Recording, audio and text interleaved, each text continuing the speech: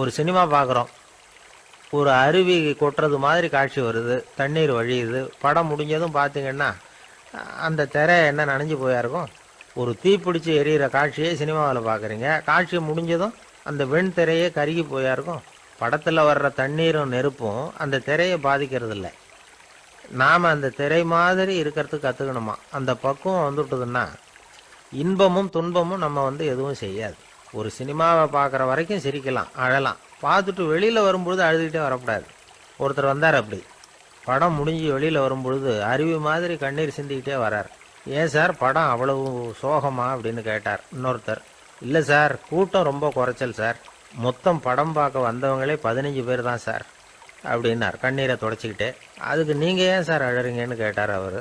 இந்த படத்தோட தயாரிப்பாளரே நான் தான் சார் அப்படின்னாரா இவர். நமக்கு முன்னாடி நமக்கு வேண்டிய ஒருத்தர் ஒரு கிளாஸில் நமக்கு பழச்சாறு கொண்டாந்து வைக்கிறாருன்னு வச்சுக்கோங்க. உடனே நாம் என்ன பண்ணுவோம்?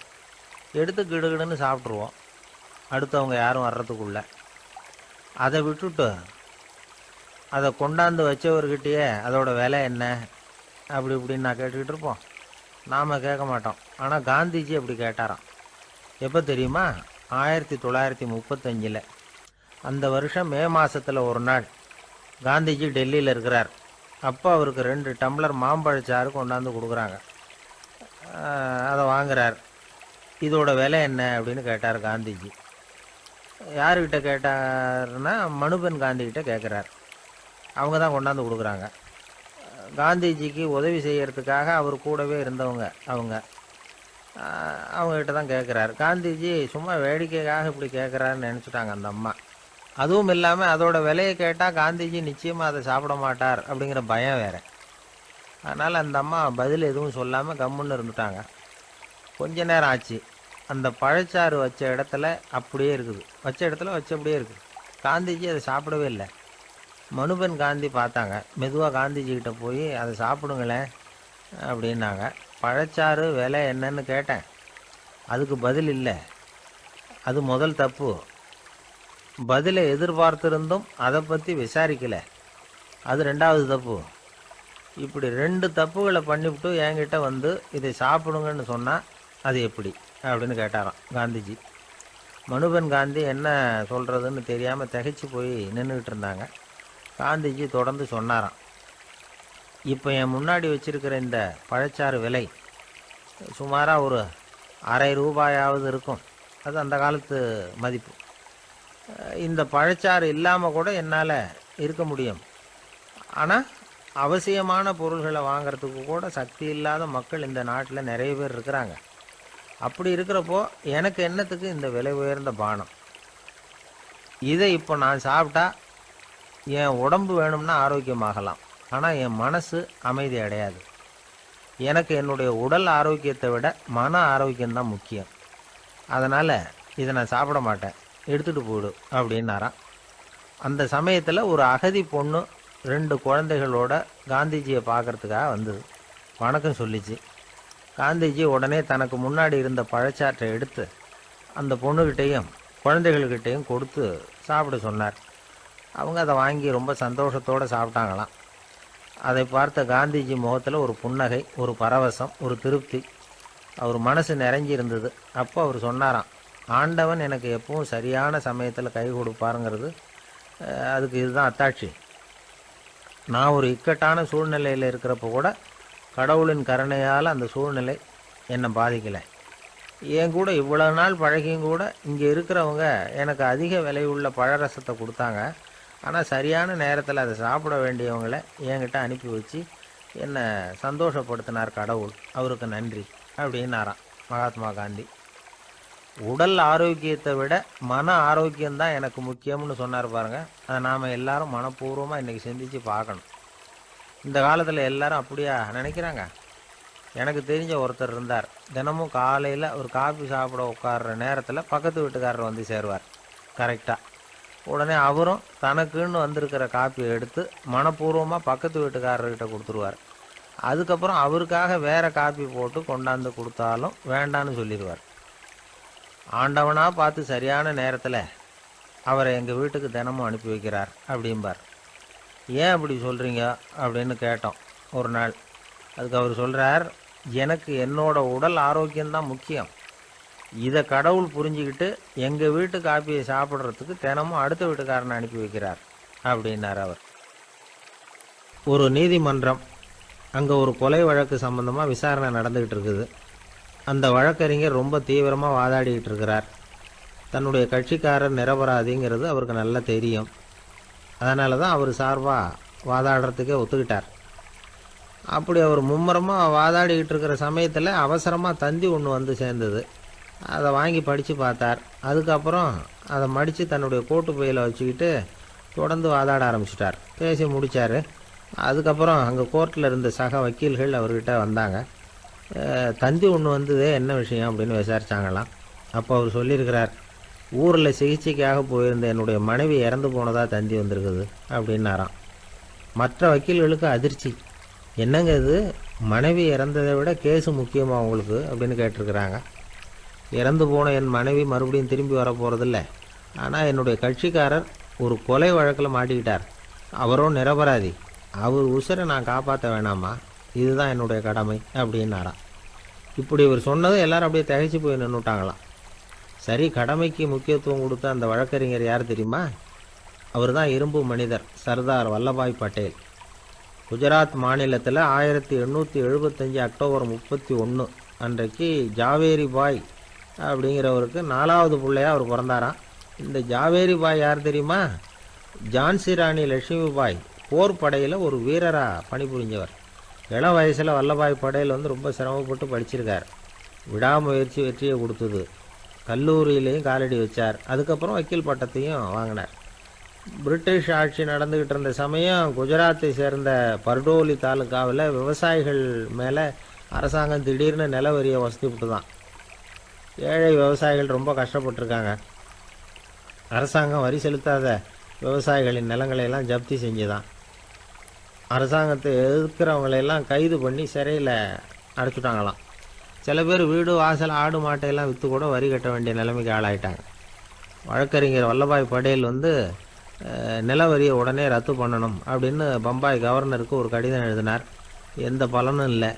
உடனே எல்லா விவசாயிகளையும் அணி திரட்டினார்.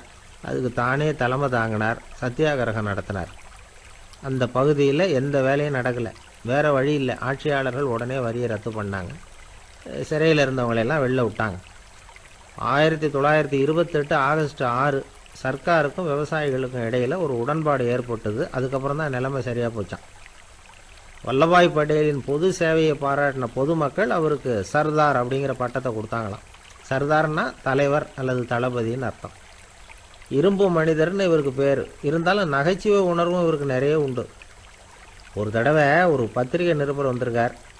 சர்தார் பட்டேல்கிட்ட அவருக்கு பிடிச்ச பண்பாடு கலாச்சாரம் எது அப்படின்னு கேட்கணும்னு ஆசை. அதனால் அவரை பார்த்து கேட்டாராம், ஏங்க உங்களுக்கு பிடிச்ச கல்ச்சர் எது அப்படின்னு கேட்டிருக்கார். இதுக்கு சர்தார் பட்டேல் சொன்ன பதில் என்ன தெரியுமா? எனக்கு பிடிச்ச கல்ச்சர் அக்ரிகல்ச்சர் அப்படின்னாராம். ஒருத்தர் குதிரை ரேஸுக்கு போனார்.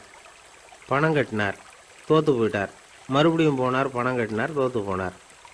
அடுத்த தடவையும் பணம் கட்ட போனப்போ அவரை தடுத்து கேட்டோம், ஏன் சார் ஏற்கனவே விட்டது போதாதா, இன்னமும் இருக்கிறத விடணுமா அப்படின்னு கேட்டோம். விட்டதையெல்லாம் மொத்தமாக எடுக்க வேணாமா சார், அதுக்காக தான் தொடர்ந்து பணம் கட்டுறேன்னார் அவர். இவரை திருத்துறது ரொம்ப கஷ்டம். இது ஒரு மனநோய். மனநோய்களில் பல வகை உண்டு. மனநோய்கள் பிரிவு அட்டவணையில் சூதாட்டம்ங்கிறது அவதி வரும் நோய் அப்படிங்கிற தலைப்பில் வருது. சூதாட்டம் 2 வகைப்படும்னு சொல்கிறாங்க உளவியல் நிபுணர்கள். ஒரு வகை எப்படின்னா, நண்பர்களோடு சேர்ந்துக்கிட்டு மகிழ்ச்சியும் கிளர்ச்சியும் அடையிறதுக்காக ஈடுபடுறது. பிரச்சனைகளை தீர்க்கறதுல ஒரு ஆர்வம். கேளிக்கைக்காக கொஞ்சம் விட்டு பிடிக்கிறது அப்படிங்கிற மனுஷனுடைய அடி மனசில் உள்ள விபரீத பிணைய சுபாவம், இதெல்லாம் அதுக்கு காரணம். இன்னொரு வகை எப்படின்னா, சூதாட்டத்தில் ஈடுபட்டு ஒரு கட்டாய நிலைமைக்கு ஆளாயிடுறது. ஈடுபடு அப்படின்னு மனசு ஒரு வெறித்தன்மையை தூண்டிக்கிட்டே இருக்கும். இப்படிப்பட்டவங்களுக்கு நாம் தோத்துக்கிட்டு இருக்கோங்கிறது தெரியும். நாம் ஜெயிக்கிறதுக்கான சந்தர்ப்பம் இல்லைங்கிறதும் தெரியும். இதனால் நமக்கும் கஷ்டம், நம்ம சுற்றி இருக்கிறவங்களுக்கும் கஷ்டங்கிறதும் புரியும். அப்படி இருந்தும் சூதாடுவாங்க. இதுக்கு காரணம் சூதாடியின் பகற்கனவு அப்படிங்கிறாங்க நிபுணர்கள். இந்த நிலைமைக்கு கட்டாய சூதாட்டம் அல்லது நிர்பந்த சூதாட்டம் அப்படின்னு பேர் வச்சிருக்கிறாங்க. இப்படிப்பட்ட ஆசாமி இருக்கிறது பூரா விட்டுருவான், கடன் வாங்குவான், திருடுவான், இருந்தாலும் என்னைக்காவது ஒரு நாள் ஜெயிச்சிருவேன் அப்படின்னு சொல்லிக்கிட்டே இருப்பான். விட்டதை எடுத்துருவேங்கிற ஒரு நம்பிக்கை சுடர் அவனுக்குள்ளே எரிஞ்சுக்கிட்டே இருக்கும். இவனை மனநோயாளி அப்படின்னு சொல்லிட முடியாதான். என்ன காரணம்னா, இது மாதிரி ஆளுங்க கிட்ட மன போராட்டமோ கவலையோ பதட்டமோ இருக்கிறது இல்லை. சில விசேஷமான குணங்கள் இவங்க கிட்ட உண்டு. எதிர்ப்பு உணர்ச்சி, சிறுபிள்ளைத்தனம், சட்ட திட்டங்களையும் சம்பிரதாயங்களையும் உட தெரியாத மனப்போக்கு, பொறுப்பில்லாத தன்மை, நெறி தவறி நடக்கிறது எல்லாம் இவங்ககிட்ட உண்டு. ஆனால் வெளிப்பார்வைக்கு ரொம்ப சிநேகமாக இருப்பாங்க, அன்பாக இருப்பாங்க, அப்படி இருக்கிறதாக காட்டிக்குவாங்க. ஆதாயம், சுயலாபம் இதெல்லாம் கருதி தான் பழகுவாங்க. இவங்க கேட்குறப்ப நாம் பணம் கொடுக்கலன்னு வச்சுக்கோங்க, நம்மளை கை விட்டுருவாங்க. நம்ம மேலே அவாண்டமாக பழி சுமத்துறது கூட தயங்க மாட்டாங்க. தங்களுடைய சூதாட்ட நடவடிக்கைகளுக்கு சாதகமான காரணங்களை சொல்லிகிட்டு இருப்பாங்க. நீ வேணும்னா பாரு, ஒரே நாளில் நான் இழந்ததையெல்லாம் மீட்டு லட்சாதிபதி ஆறேன்னா இல்லையா பாரு அப்படிம்பாங்க. தோற்று போகிறத ஒரு படிப்பினையாக இவங்க எடுத்துக்கிறதே இல்லை. தோற்று போகிறதுலேயே இவங்களுக்கு ஒரு அலாதியான சுகம். தனக்குத்தானே துன்பத்தை வரவழைச்சிக்கிட்டு இன்பம் அடையிறதுக்கு தன்வதை சுகம் அப்படின்னு பேர். இவங்கெல்லாம் அந்த ரகம். சில பேர் எப்படி தெரியுமா, மந்திர எண்ணங்களை வரவழைச்சிக்கிறது, சூதாடுறதுக்காக ஆஃபீஸில் கையாடல் பண்ணுறது, அடுத்தவங்க கிட்டேருந்து திருடுறது. இந்த மந்திர எண்ணம் தீவிரமாச்சுன்னா ஒரு மாதிரியாக பேச ஆரம்பிச்சிருவாங்க. தோல்வி தான் சார் வெற்றிக்கு முதல் படியும்பாங்க. தன்னால் பகடக்காய்களையும் குதிரை ஓட்டிகளையும், அதாவது இந்த ஜாக்கிகள், அதெல்லாம் கட்டுப்படுத்த முடியுங்கிற பித்து நிலைக்கு இவங்கெல்லாம் தள்ளப்பட்டுருவாங்க. சில சூதாடிகளை ஆராய்ச்சி பார்த்ததில் என்ன தெரிய வந்தது தெரியுமா, அவங்கெல்லாம் குழந்தை பருவத்தில் அன்புக்காக ஏங்கினவங்களாம், புறக்கணிக்கப்பட்டவங்களாம், உதவிகளை பெற முடியாதவங்க, இப்படிலாம் இருந்திருக்கிறாங்க. இவங்க வளர வளர மற்றவங்க சௌகரியம் பற்றி அக்கறை இல்லாதவங்களாக ஆயிடுறாங்க. அதிர்ஷ்ட தேவதை தன்னோடு இருக்கிறாங்க அப்படிங்கிற அசையாத நம்பிக்கை இவங்களுக்கு. இவங்களை திருத்துறது ரொம்ப கஷ்டம். அதனால் பந்தயம், சூதாட்டம் இது மாதிரியான விஷயங்களை விட்டு விலகியே இருக்கிறது தான் நமக்கு நல்லது. ஒரு ஆள் சொன்னான், என்னுடைய குதிரை வேகமாக ஓடுறதுக்கு என்ன வழி அப்படின்னு கால்நடை மருத்துவர்கிட்ட யோசனை கேட்டேன். அவர் ஒரு பாட்டில் நிறைய மாத்திரைகளை கொடுத்து தினம் 2 மாத்திரை விதமாக கொடுக்க சொன்னார். நாள் 2 மாத்திரையை கொடுத்துட்டு அது மேலே ஏறி உட்கார்றதுக்கு போனேன். அவ்வளவுதான். அதுக்குள்ளே அது அம்பு மாதிரி பாஞ்சு ஓடி போச்சு. நான் இன்னும் உட்காரவே இல்லை, அதுக்குள்ளே பாஞ்சு ஓடி போச்சு அப்படின்னா. அடடா, அப்புறம் நீங்கள் என்ன பண்ணீங்க அப்படின்னு கேட்டாங்க. என்ன பண்ணுறது, மீதி மாத்திரை பூராவே நான் முழுங்கி விட்டு அதுக்கப்புறம் துரத்தி பிடிச்சி அது மேலே ஏறி உட்காந்தேன் அப்படின்னா அவன். துஷ்டரை கண்டால் தூர விலகு, இப்படி ஒரு பழமொழி உண்டு. எதுக்காக இப்படி சொல்லி வச்சாங்க?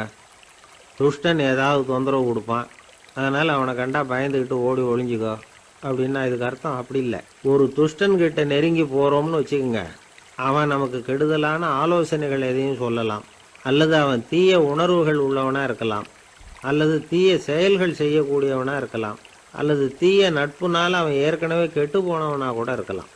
இப்படிப்பட்டவனை நெருங்கி போனால் அவனோட பாதிப்பு நமக்கும் வந்துடும். அதனால் விலகி போ அப்படின்னு சொல்கிறாங்க. இதையே கொஞ்சம் விவரமாக இப்போ பார்ப்போமே. இப்போ இந்த துஷ்டர்களை 4 வகையாக பிரிக்கிறாங்க. இந்த 4 வகைக்கும் உதாரணம் வேணும்னா வேறு எங்கேயும் போக வேண்டியதில்லை, மகாபாரதத்தை பார்த்தாவே போதும். அதில் இந்த 4 வகையான தீயோரும் வர்றாங்க. முதல் வகைக்கு உதாரணம் சகுனி. இவன் மனசில் எப்பவும் தீய எண்ணங்கள் தான் நிறைஞ்சிருக்கும். கனவுல கூட தீய ஆலோசனைகள். யாராவது ஒருத்தர் நல்லபடியாக வாழ்ந்தால் அதை இவனால் சகிச்சிக்க முடியாது. இப்படிப்பட்டவனோட நெருங்கிய தொடர்பு துரியோதனனுக்கு கிடைச்சிது. துரியோதனன் எப்படின்னா, அவன் ஏற்கனவே தீய காரியங்கள் செய்யறதுக்கு தயங்காதவன். அப்படிப்பட்டவனுக்கு தீய போதனைகள் செய்யறதுக்கு சகுனி உதவுனான். இந்த 2 பேரோட சகவாசம் இன்னொருத்தனுக்கு கிடைச்சிது. அவன் யாருன்னா துச்சாதனன். அவன் தீய நடத்தை உள்ளவன். இந்த 3 பேரும் ஒன்று சேர்ந்தா என்னத்துக்கு ஆகும்? உலகமே கெட்டு போடும்ல.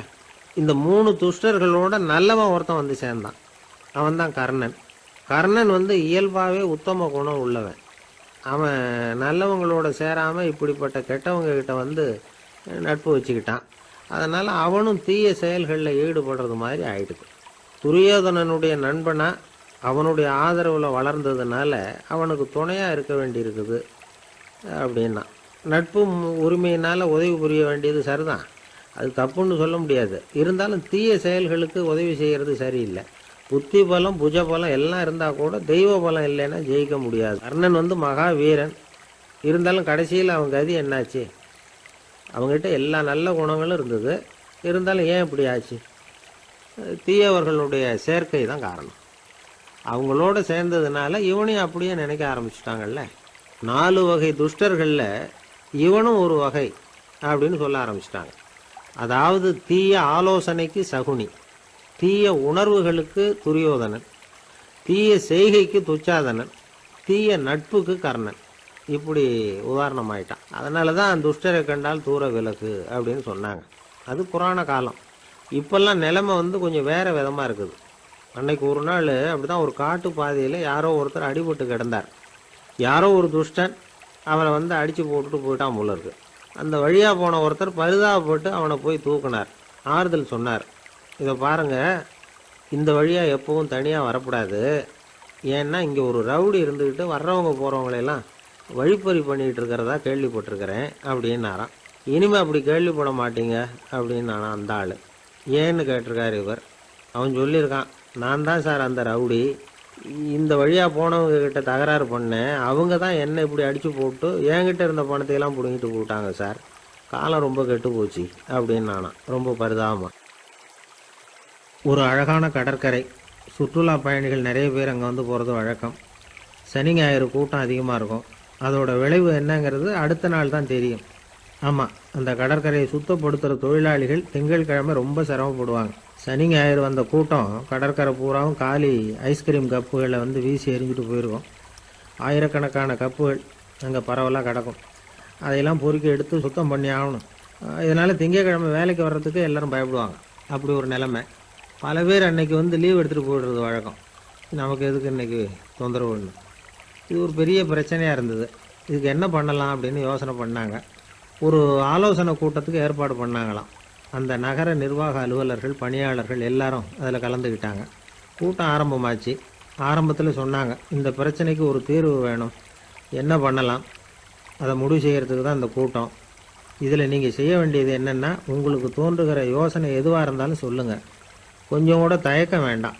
நாம் சொல்கிற யோசனை ஈடுபடுமா படாதா அப்படின்லாம் யோசிக்க வேணாம். எல்லாருடைய யோசனைகளையும் அப்படியே பதிவு செய்துக்கிறோம். கடைசியாக அதிலேருந்து ஒரு சிறந்த யோசனையை தேர்வு பண்ணி அதை பயன்படுத்தலாம். இந்த சந்தர்ப்பத்தில் இன்னொரு முக்கியமான வேண்டுகோள், எவ்வளவு சாதாரணமான யோசனையாக இருந்தாலும் சரி, அது சொல்லும் பொழுது அடுத்தவங்க ஏளனம் செய்யக்கூடாது. இது ஒரு பெரிய யோசனையா அப்படின்னு சொல்லி எதையும் அலட்சியப்படுத்தக்கூடாது. இதுதான் அந்த கூட்டத்தின் ஆரம்பத்தில் செய்யப்பட்ட அறிவிப்பு. உடனே அந்த கூட்டத்தில் இருந்தவங்க ஆளுக்கு ஒரு யோசனை சொல்ல ஆரம்பித்தாங்க. ஒருத்தர் எழுந்திரிச்சார், இங்கே வர்ற சுற்றுலா பயணிகள்கிட்ட ஆளுக்கு $10 ஒரு டெபாசிட் மாதிரி வைப்பு பணமாக வாங்கிக்கணும். காலி ஐஸ்கிரீம் கப்பை திருப்பி கொடுத்தா அந்த பணத்தை திருப்பி கொடுத்துடலாம். இப்படி ஒரு ஏற்பாடு பண்ணிக்கிட்டா கப்புகளை தேடி பொறுக்கிட்டு இருக்க வேண்டியதில்லை. எல்லாம் ஒரே இடத்துக்கு சேர்ந்துடும். அப்படியே நாம் தூக்கிட்டு போய் ஒரு இடத்துல கொட்டி போடலாம் அப்படின்னார். இன்னொருத்தர் எழுந்திரிச்சார், கப்பை கீழே போட்டால் $50 அபராதம் அப்படின்னு அங்கங்கே போர்டு எழுதி வச்சுடலாம். கப்புகளை போடுறதுக்கு அங்கங்கே பெரிய கூடைகளை வச்சுடலாம். நாம் சாவகாசமாக அந்த கூடைகளை சேகரம் பண்ணிக்கலாம் அப்படின்னாராம். இன்னொருத்தர் எழுந்திரிச்சு கொஞ்சம் கோபமாக பேசினார். கப்புகளை அவங்க வாயிலே திணிச்சுடணும், அதுகளை முன்னு சாப்பிட்டு பார்த்தா தான் தெரியும் அது எவ்வளவு கஷ்டங்கிறது அப்படின்னு ரொம்ப கடுமையாக பேசியிருக்கார். இது வேடிக்கையாக தெரிஞ்சாலும் இந்த யோசனையும் பதிவு செஞ்சுக்கிட்டாங்களாம். இப்படி பல யோசனைகள். கடைசியாக எல்லாத்தையும் படித்து பார்த்துட்டு பரிசீலனை பண்ணாங்க. அப்புறம் தான் யோசனை வந்தது. இவர் வேடிக்கையாக சொன்னது, கப்புகளை அவங்கவுங்க வாயிலே திணிச்சு சாப்பிட சொல்லணும், அதுதான் தண்டனைன்னார்ல. ஏன் அப்படி சாப்பிட்றது மாதிரியே கப்புகளை தயார் பண்ண என்ன அப்படின்னு சிந்திக்க ஆரம்பித்தாங்களாம். ஆகா, அதுதான் சரின்னு ஒரு முடிவுக்கு வந்தாங்க. அதிலேருந்து உருவானது தான் இந்த வேஃபர் கப்ஸ். ஐஸ்கிரீமை சாப்பிட்டு முடித்ததும் கப்பையும் சாப்பிட்டுடலாம். கோன் ஐஸ்கிரீம் சாப்பிட்றோம்ல, அதுதான். அமெரிக்காவில் மியாமி கடற்கரையில் ரொம்ப காலமாக இருந்துக்கிட்டு வந்த குப்பை பிரச்சனைக்கு இப்படி தான் ஒரு தீர்வு வந்து தான். இதிலேருந்து நாம் புரிஞ்சிக்க வேண்டியது என்னென்னா, நாம் அன்றாட எத்தனையோ பிரச்சனைகளை சந்திக்கிறோம், அதுக்கெல்லாம் தீர்வு உண்டு. அது எங்கே ஒளிஞ்சிருக்குன்னு கண்டுபிடிக்கணும். அந்த அந்த யோசனையையும் நல்லா தீவிரமாக யோசிக்கணும். யார் என்ன யோசனை சொன்னாலும் அதை அலட்சியப்படுத்தக்கூடாது. அக்கறையோடு கவனிக்கணும், அதை யோசித்து பார்க்கணும். ஒரு அம்மா தன்னோட வீட்டுக்காரரை ஒரு மனநல மருத்துவர்கிட்ட அழைச்சிட்டு வந்தாங்களாம். டாக்டர், இவருக்கு கோன் ஐஸ்கிரீம் பிடிக்கல, பேப்பர் கப்பில் இருக்கிற ஐஸ்கிரீம் தான் வேணும்னு அடம் பிடிக்கிறார் அப்படின்னாங்களாம். அது ஒன்றும் தப்பு இல்லையேன்னாராம் டாக்டர். இதுக்கு அந்த அம்மா சொன்னாங்களாம், இவர் கப்பு ஐஸ்கிரீம் வாங்குறதுல தப்பு இல்லை டாக்டர், பிரச்சனை அது இல்லை. அப்புறம் வேறு என்னென்னு கேட்டிருக்காரு. வாங்கினதும் ஐஸ்கிரீமை கீழே கொட்டிவிட்டு அந்த பேப்பர் கப்பை மட்டும் விரும்பி சாப்பிட்றார், அதனால தான் உங்ககிட்ட அழைச்சிட்டு வந்தேன் அப்படின்னாங்களாம். ஒரு நண்பர் வந்தார். ரொம்பவும் இறுக்கமாக உடை அணிஞ்சிருந்தார். அதாவது ஆடைக்குள்ளே அவர் மாட்டிக்கிட்டு இருந்தது மாதிரி தெரிஞ்சது. ஏன் துணி குறைச்சலாக எடுத்துட்டிங்களா அப்படின்னு கேட்டோம். இல்லைங்க, எனக்கு எப்போவுமே இறுக்கமாக உடை அணிகிறது தான் பிடிக்கும் அப்படின்னார். ஒருத்தர் எப்படி உடை அணிகிறார் அப்படிங்கிறத வச்சே அந்த ஆள் எப்படிப்பட்டவர் அப்படிங்கிறத கண்டுபிடிச்சிடலாம். உடை அணிகிற விதம் ஒருத்தருடைய மனநிலையை வெளிப்படுத்துதான். இப்போ இறுக்கமான உடை அணிகிறவங்க பொதுவாக மன நிம்மதி இல்லாதவங்களாக இருப்பாங்களாம், கோபக்காரங்களாக இருப்பாங்களாம். ரொம்ப தொலைதொலைப்பாக ஆடை அணிகிறவங்க இருக்கிறாங்கல்ல, அவங்கெல்லாம் அமைதியான ஆளாக இருப்பாங்களாம், சாந்தமாக இருப்பாங்களாம். இவங்கெல்லாம் போராடுறதுக்கு சரியாக வரமாட்டாங்களாம். இப்படி ஒரு கணிப்பு இருக்குது. அதனால தான் போர் வீரர்களுக்கெல்லாம் இறுக்கமான உடையை தான் கொடுக்கறது வழக்கம். ஆனால் சன்னியாசிகளை பாருங்கள், அவங்களுக்கெல்லாம் ரொம்ப தொலை உடைகள் தான். அவங்கெல்லாம் டைட் பேண்ட் போட்டுக்கிட்டு நிற்க மாட்டாங்க சன்னியாசிகள்லாம். அதே மாதிரி சன்னியாசிகள்லாம் காவி உடையை தேர்ந்தெடுக்கிறதுக்கும் காரணம் உண்டு. பல ஆண்டுகள் சோதனை செஞ்சு பார்த்துட்டு தான் சன்னியாசத்துக்கு காவி தான் சரி அப்படின்னு முடிவு பண்ணியிருக்கிறாங்க. இப்போ பௌதீக விஞ்ஞானப்படியும் அதுதான் சரி. அதாவது சூரிய ஒளியில் 7 வண்ணங்கள் உண்டு. ஒரு பொருள் மேலே அது விழும்பொழுது அந்த பொருள் நமக்கு சிவப்பாக தெரிஞ்சதுன்னா அந்த பொருள் சிவப்பை தவிர மற்ற எல்லா நிற கதிர்களையும் உள்வாங்கிக்கிட்டு சிவப்பு நிறத்தை மட்டும் வெளியில் விடுது. அதாவது விலக்கி விடுது. அதனால தான் அந்த பொருள் சிவப்பாக தெரியுது. உடல் ஆரோக்கியத்துக்கு ஓரளவு சிவப்பு தேவைப்படுது. அதனால தான் காவி உடை அணிஞ்சால் சூரிய ஒளி ஓரளவு சிவப்பை விலக்கிவிடும். அதாவது சிவப்பின் பலனும் கிடைக்கும், இந்த சிவப்பின் கெடுதலும் இல்லை அப்படின்னு யோசனை பண்ணாங்க. காவி உதய வேளையின் நிறம். கீழ் வானத்தில் கதிர் உதிக்கிற வேளையில் முதல் ஒளி தோன்றுகிற நேரத்தில் காவி நிறம் தான் கசியும். தியானம் செய்கிறப்போ முதல்ல காணக்கூடிய ஒளி காவி நிறம்தான். தியானத்தின் உச்ச நிலையின் நிறம் நீலம். தியானம் காவி நிறத்தில் ஆரம்பமாகி நீல நிறத்தில் நிறைவடைகிறது அப்படிங்கிறார் ஓஷோ. நீலம் தியான சிகரம், காவி தியான ஆரம்ப குறியீடு, ஒரு சன்னியாசியின் ஆரம்ப தரிசனம் அப்படிங்கிறார் அவர். ஒருத்தர் நாள் பூரா காவி உடையே அணிஞ்சிருந்தா அந்த நிறம் அவருக்கு தியானத்தை பற்றிய நினைவை ஊட்டிக்கிட்டே இருக்கும். இப்படியே ஆடைக்கும் தியானத்துக்கும் இடையில் ஒரு தொடர் ஏற்படுது. ஒரு துறவியின் உள்ளார்ந்த பண்பாக அது மாறுது. கடை வீதியில் ஒரு பொருள் வாங்க போகிறோம், அது மறந்துடக்கூடாதுங்கிறதுக்காக ஞாபகம் முடிச்சு போட்டுக்கிறோம். அந்த முடிச்சுக்கும் பொருளுக்கும் தொடர்பு இல்லை. ஆனால் கடை வீதிக்கு போன உடனே அந்த முடிச்சு அந்த பொருளை ஞாபகப்படுத்துது. அதாவது அந்த முடிச்சு ஒரு தொடர்பு அம்சமாக அமையுது. அது மாதிரி தான் காவி உடையும். ஒரு துறவி நடக்கும் பொழுது, சாப்பிடும் பொழுது, குளிக்கும் பொழுது அவருடைய காவி உடை அவருக்கு ஞாபகப்படுத்திக்கிட்டே இருக்கும். அது ஒரு நிலைப்படுத்தப்பட்ட நினைவாக ஞாபகம் முடிச்சாக மாறிடுது. காவி ஆடை இல்லைன்னா ஒருத்தரால் துறவியாக முடியாதுன்னு அர்த்தம் இல்லை. அதே நேரத்தில் காவி ஆடையால் ஒன்றும் பிரயோஜனம் இல்லை, அதில் ஒன்றும் அர்த்தம் இல்லை அப்படின்னு சொல்லிட முடியாது. இதுதான் உண்மை. இவ்வளவு தூரம் காவி ஆடையை பற்றி சொல்கிறதுனால எல்லாரும் சன்னியாசியாக போடுங்கோ அப்படின்னு நாம் சொல்கிறதாக யாரும் நினச்சிடக்கூடாது. மனசுக்கும் நிறத்துக்கும் உள்ள சம்பந்தத்தை தெரிஞ்சுக்கிறதுக்காக தான் இவ்வளவு. நமக்கு தெரிஞ்ச நண்பர் ஒருத்தர் இருக்கிறார், ஆஃபீஸில் வேலை பார்க்குறவர். ஒவ்வொரு மாதமும் 20ஆம் தேதிக்கு பிறகு அவரை போய் பார்த்தீங்கன்னா காவி உடை அணிஞ்சிக்கிட்டு, கண்ணை மூடிக்கிட்டு, கை ரெண்டையும் விரித்து வச்சுக்கிட்டு தியானத்திலேயே உட்காந்துருப்பார். ஏன் இப்படி பண்ணுறீங்கன்னு கேட்டேன். அதாவது 20ஆம் தேதிக்கு பிறகு என் கையில் ஒரு பைசா கூட கிடையாது, ஒரு சன்னியாசி லெவலில் இருக்கிறேன், என்கிட்ட எதுவும் செலவுக்கு கேட்காத அப்படின்னு என் மனைவிக்கு நாசூக்காக உணர்த்துறதுக்காக அப்படி உட்காந்துருப்பேன் அப்படின்னு விளக்கம் கொடுக்குறார்.